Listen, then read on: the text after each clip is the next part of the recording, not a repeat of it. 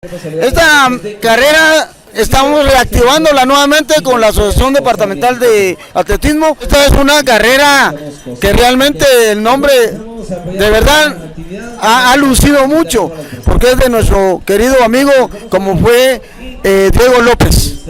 Y esperamos que este año que se está reactivando siga siempre para que propiamente los aficionados y atletas también le den el lugar al distinguido Diego López.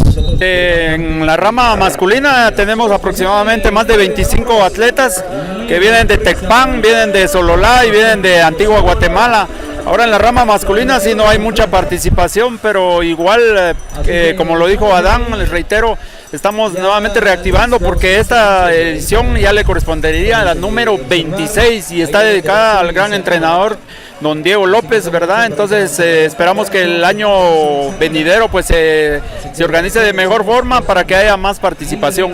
¿Cuántos kilómetros se tendrán pues esta tarde? Sí, la carrera se denomina 15K Diego López, obviamente son 15 kilómetros, son 7 vueltas al circuito que hacemos para la San Silvestre, ¿verdad? Entonces estamos ahí, esperamos que también los amigos transportistas colaboren para el paso de los atletas. Es un recorrido bastante dura, gracias a Dios que he tenido la oportunidad de correr esa carrera, ese circuito también, no es la primera vez, he venido como unos 4 o 5 veces acá.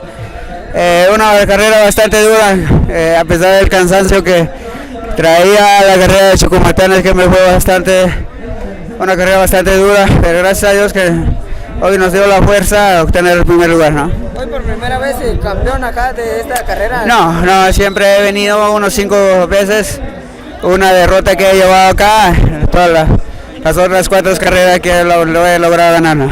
¿El tiempo más o menos estipulado por este recorrido? 55 minutos. Sí. A todas las personas que participaron y contribuyeron acá con los aplausos también. No, la gente fue excelente. Yo en mi pueblo lo veo muy poco eso.